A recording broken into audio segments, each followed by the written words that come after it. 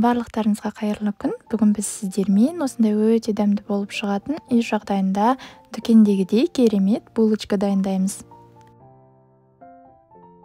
Ол үшін ең бірінші ыдысымызға жылы су мен жылы сүтті қосамыз. Және үстіне қант пен ашытқы, яғни дрожжымызды қосып, біздің қантымыз ерігенше венчиктің көмегімен араластырамыз. Одан кейін 2 жұмыртқаның ақ уызы мен сұйық май қосамыз. Сары уызды бөлек алып қалыңыздар.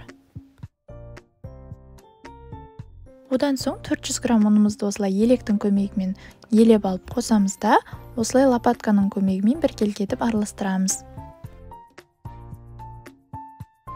Одан соң 280 грамм ұнымызды осылай үстіне елеп тағы да қосып аламыз да, қолымызбен жұмсақ қамыр илейміз. Қамырымыз осындай өте жұмсақ, қолға жабыспайтын болып шығады. Енді қамырымызды бірнеше сағатқа ашытып аламыз. Қамырымыз осындай болып керемет болып ашып шықты. Бұл қамырмен жасасаңыз, дәл осы рецептпен кез келген булочкаңыз керемет болып шығатыны сөзсіз. Енді осы барлық қамырымызды 2-ге бөліп, қалған ол екеуін өзара 3-3-тен бөліп, жалпы 6 бөлікке бөліп шығуымыз қажет.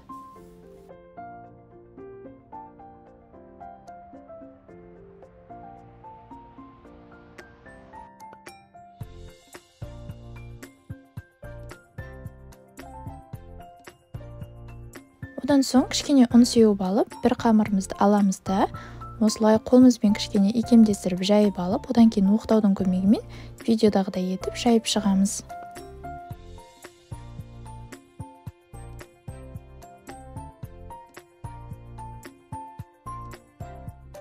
Содан соң ертілген сары майды осылай жағып шыққаннан кейін 1 қасық, 1,5 қасық қант себіңіздер.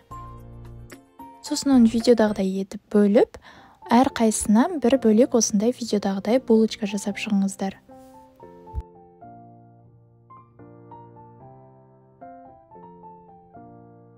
Булочкаларымызды осылай противеньге тізіп алып, 15 минутқа бетін жауып тындырып қойыңыздар. 15 минутта булочкаларымыз осылай көтеріліп шығады. Сосын бағана қалып қалған сары уызға кішкене сүт қосып араластырып, осылай бетіне жағып шығыңыздар.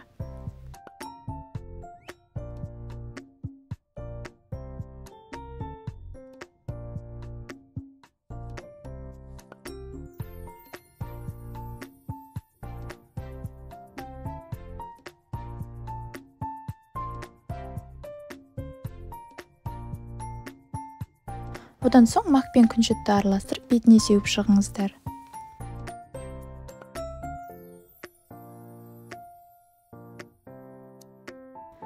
Одан кейін алдын ала қыздырылған пешімізде 200 градуста 20 минутта пісіріп алыңыздар.